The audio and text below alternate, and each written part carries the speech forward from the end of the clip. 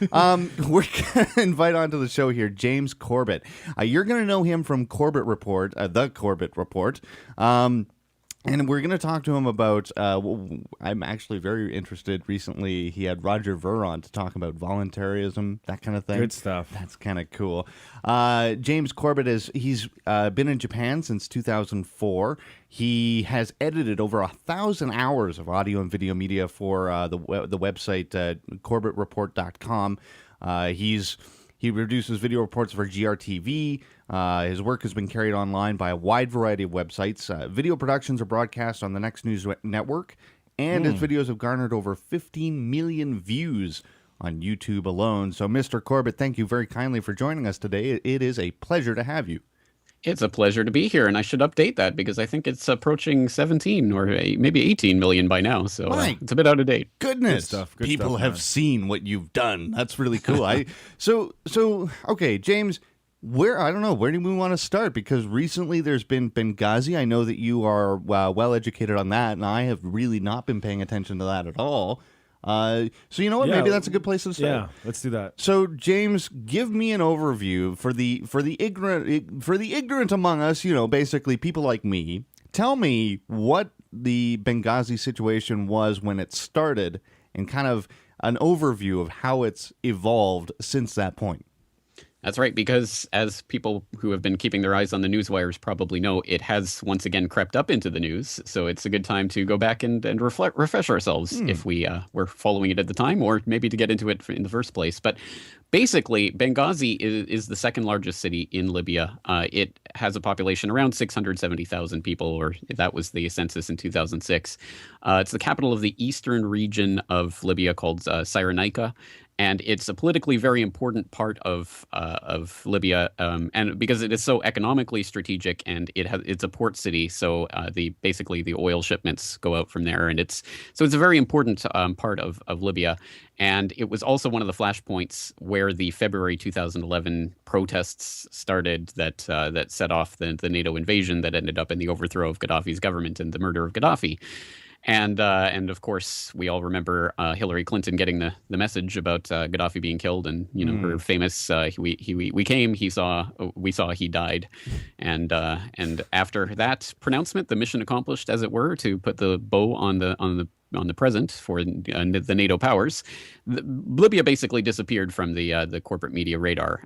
Not surprisingly, as we see with all of these imperialist interventions around the world, once the main mission objective has been accomplished, who cares about these people we were supposedly defending by dropping bombs on top of them? So that was kind of the kind of denouement of the whole Libya operation until September of 2012, and it was September 11th, 2012 specifically, in the evening, when about 150 gunmen identified as being members of Ansar al-Sharia, which is an al-Qaeda-affiliated group, arrived at the diplomatic mission in Benghazi, which is sometimes kind of liberally referred to as a consulate, but it was really just a building that was housing the U.S. State Department contingent there, including Ambassador J. Christopher Stevens. Now, on the night of September 11th, 2012, these gunmen arrive at the consulate, the mission, around 9:40 p.m. and they begin attacking. They're an armed group, and they begin attacking the diplomatic mission. And about 40 minutes later, at around 10:20 p.m., we have a contingent coming to the rescue of the people there at the diplomatic mission from a nearby CIA annex that was about 1 mile away. And this contingent fights off and holds off the gunmen for about an hour before taking the survivors back with them to that CIA annex about a mile away. The gunmen follow them there and continue the fighting. The fighting continues on into the early hours of the morning. And when all is said and done, 2 U.S. Diplomatic personnel, including Ambassador Stevens, are dead, and 2 security personnel, including basically both ex and Navy SEALs who were CIA security contractors there at the CIA annex, were also dead. So 4 people in total. And At the time, of course, this was just 2 months before the 2012 presidential election. So Right, yeah. obviously, politically, a very important, sensitive issue. You know, what did the commander in chief know? When did he know it? How did they respond? Were they prepared for it? All of those types of political issues that you would expect to swirl around this. And so it became something of a political issue. And as a result, sort of seeing that whole brouhaha forming on the horizon, UN Ambassador Susan Rice made the rounds of the Sunday morning talk show circuit that weekend, basically assuring everyone that this was an offshoot of the protests that were sweeping across the region at the time as a result of a video that was posted to YouTube that was insulting the Prophet Muhammad, and it caused these Muslim riots in Egypt and other places. They said it was all part and parcel of those protests, and that was what this was all about. Eventually, of course, it came out that this had absolutely nothing to do with that. There was no protest in Benghazi. It was a coordinated attack specifically on the U.S. Diplomatic mission there. So once that came to light, the political angle of this shifted to, well, then when did the Obama administration know that this was an Al-Qaeda attack, and what were they covering up with regards to this? And it became about that because, of course, Obama campaigned heavily on him being the man who killed the corpse of Osama bin Laden, or whatever that ridiculous story we're expected to believe with there. Right. So that became the kind of political spin towards this, and this has persisted for the last almost two years now. Sort of political back and forth with the sort of the right wing, the Republicans, saying that this is a big cover up, and they're covering up their incompetence and the bungling and Al Qaeda, ability to strike against U.S. forces and blah blah blah, and then the left wing saying, "Oh, it's just a mountain out of a molehill. There's really no there and all of that kind of stuff." So the latest news, just this past week, Judicial Watch received some FOIA documents from the State Department, and they released them. And those documents include an email from Ben Rhodes, who is a communications officer in the National Security Wing of the Obama White House. He sent an email to Rice at the time that this was all swirling around, basically telling her specifically to connect the attack to the video protests. And so this supposedly is the big smoking gun. Oh, look, they specifically were telling Rice to connect this to the video. So they were covering up that this was an Al-Qaeda attack, blah, blah, blah. So this is the big smoking gun that the Republicans were waiting for.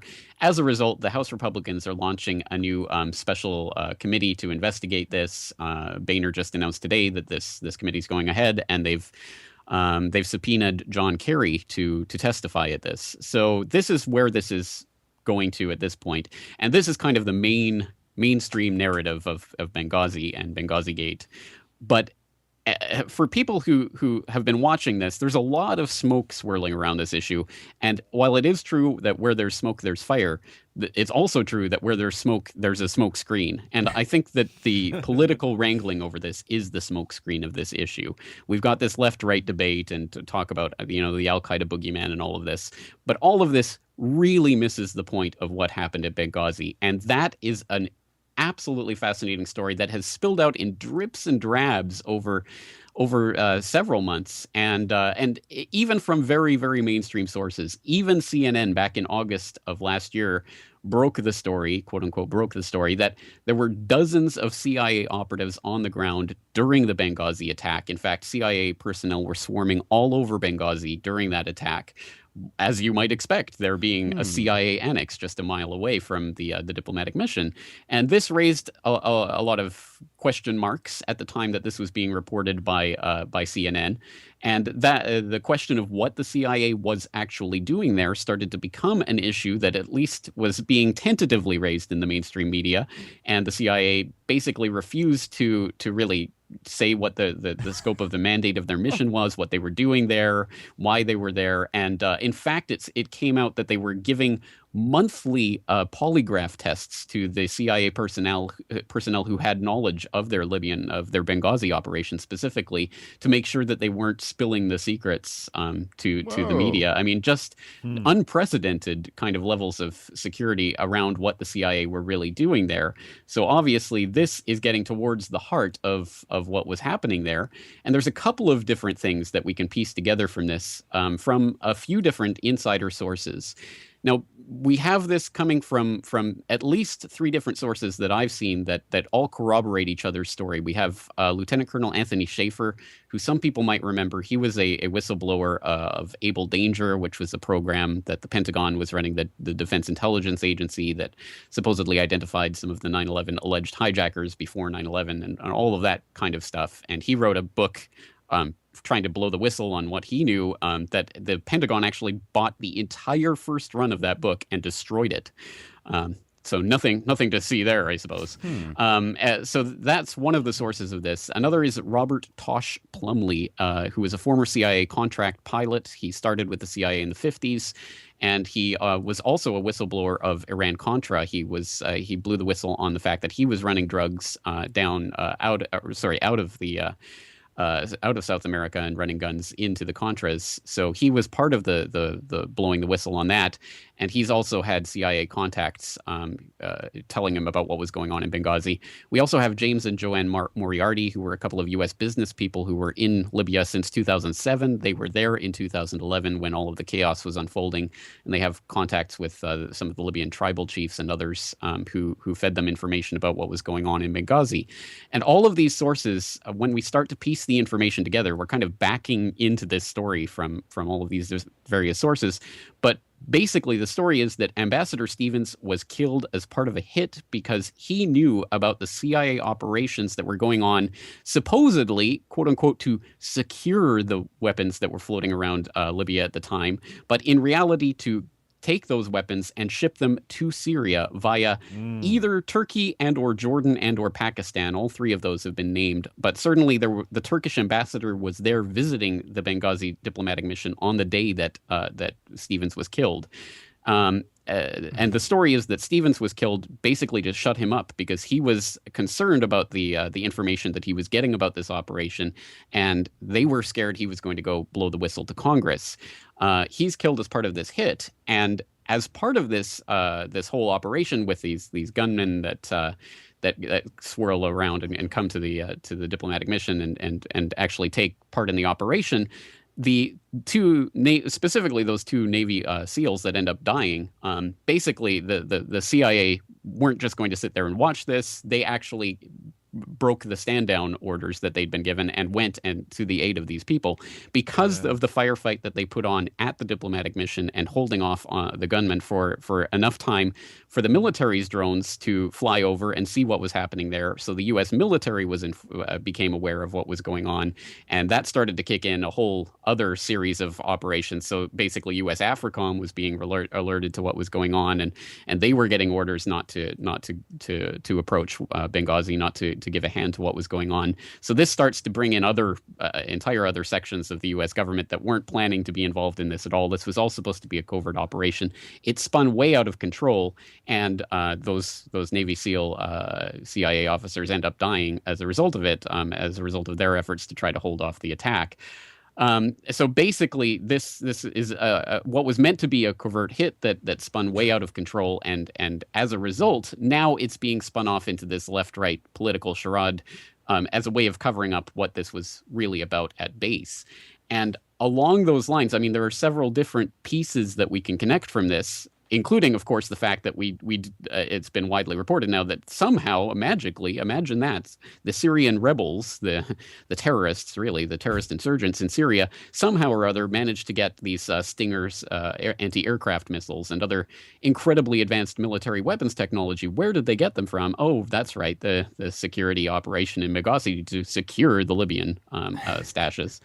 So that's been confirmed from that angle. And then there's just other bizarre aspects of this story that play into this, including a report from May of last year that came out that the U.S. State Department had hired a group to be part of the security for that diplomatic mission in Benghazi, the February 17th Martyrs Brigade, which it turns out, even on their own Facebook page, had posted pictures of themselves flying an Al-Qaeda flag. This was the group the U.S. State Department was literally paying to provide security for the U.S. diplomatic mission in Benghazi.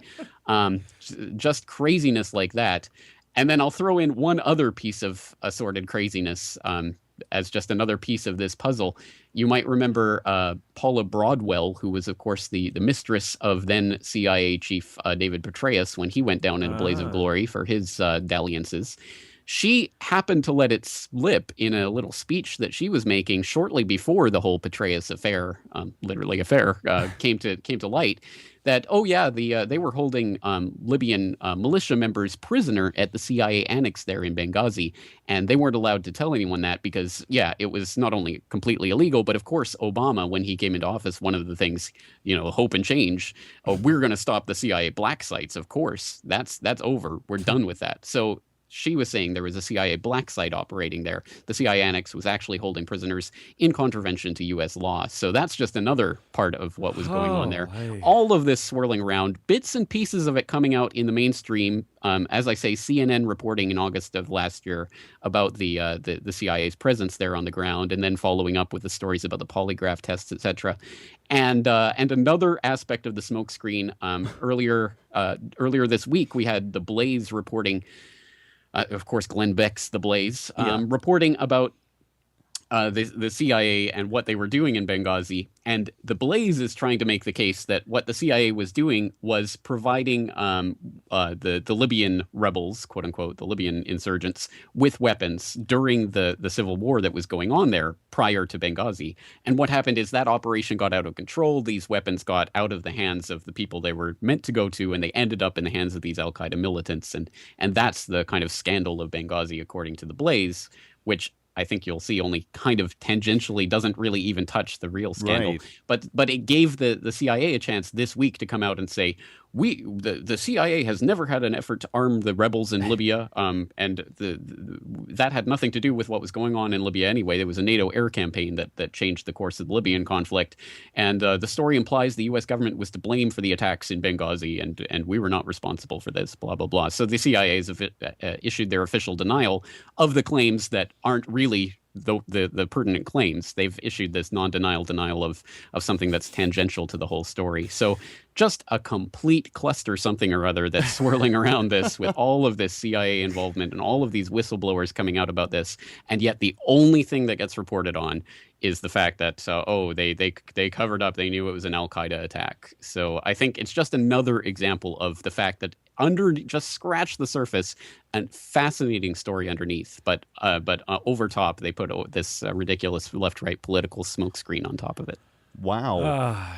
What a tangled web is weaved, right? I guess look, we've only got about 6 or 7 minutes before the end of this segment, and then we're if we can keep you for an after show, James, because you are a wealth of information. I got to say, I asked you for an overview, and you gave me one. Sorry, I went a little long there. I mean, no, that's great. I've just been sitting here listening to this thinking, wow, that's ridiculous, because whenever I see this kind of stuff, I think of, okay, it's very complex, right? There are a lot of different facets, but I really question the motivation of all of those involved, whether it is the CIA or the commander-in-chief. What is it they are all trying to achieve? What ends are they going after?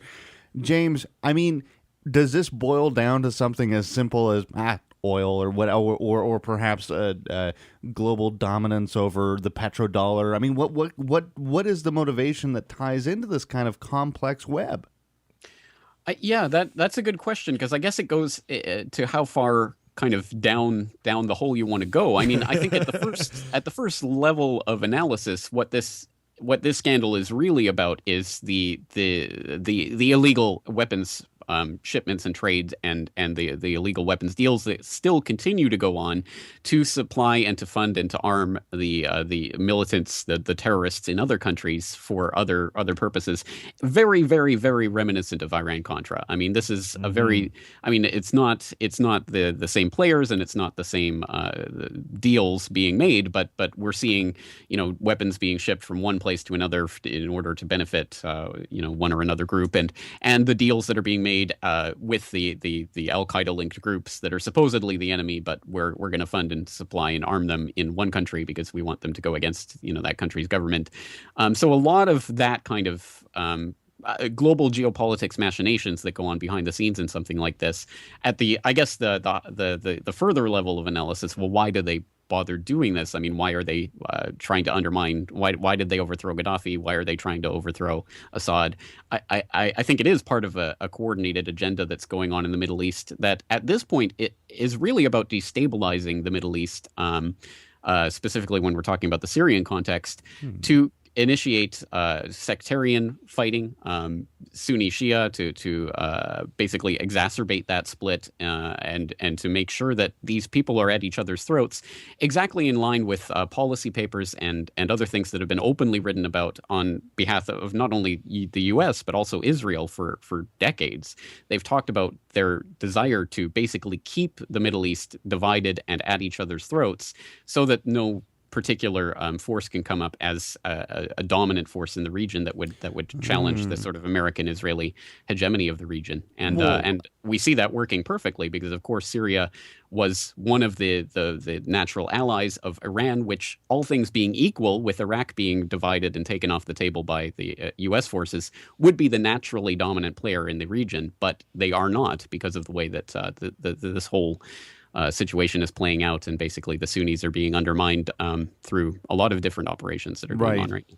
I tend to think more of incentives to try to figure this kind of stuff out. You know, I mean, if you are a board member of Lockheed Martin and you want to see the success of your company, which is heavily invested into a military-industrial complex, I could see certainly some motivation for trying to foment that kind of violence abroad in order to further your business interests, right? And this is, you know, I mean, James, I'll be honest with you, I'm really not into a lot of conspiracy stuff. You know, as I've said here before on this show, that's really not my, it's not really my bag, man. I was just going to say, Ethan. Well, like what you just said there. People could say that's that right. is conspiracy. These people are patriots. They're not out to make a buck. They're out to make America safe, Ethan. Right, come right. on. But I mean, in the 2 minutes we have left, James, I think, would you agree with me though that there really is some very strong reason to look at that sort of incentive path,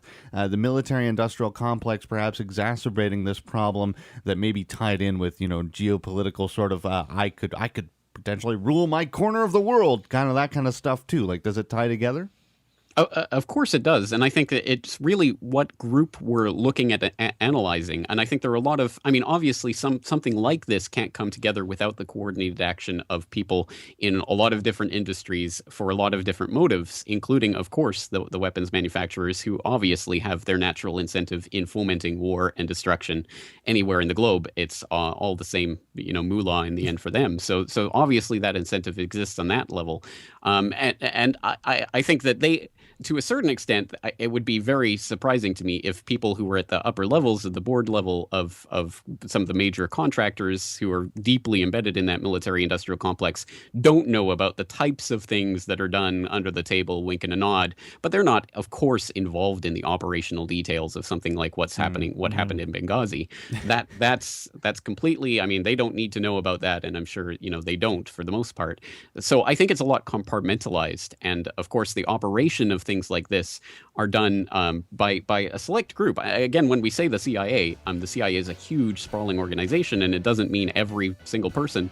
In fact, it does mean that every single person doesn't know what's going on, even what the person they're working with is necessarily working on because of the compartmentalization. So it only requires certain people in certain positions to get certain operations with certain winks and a nod and under the table handshakes, and every single layer of that hierarchy has different people involved for different reasons, including, of course, the profit motive is there at one level for the military-industrial players. Yeah, no, you follow that incentive path, and I tell you come up with some creepy stuff. We're going to be back right after the music here with more with James Corbett. We're going to talk a little bit more about voluntarism. I wanted to get to that, but my God, there's so much on Benghazi, that kind of stuff. Of course, remember to check out CorbettReport.com. That's CorbettReport.com for all of James's stuff. You can catch the after show that's coming right up here at edandethan.com. Thanks again to everybody on Liberty Express. This is Ed and Ethan.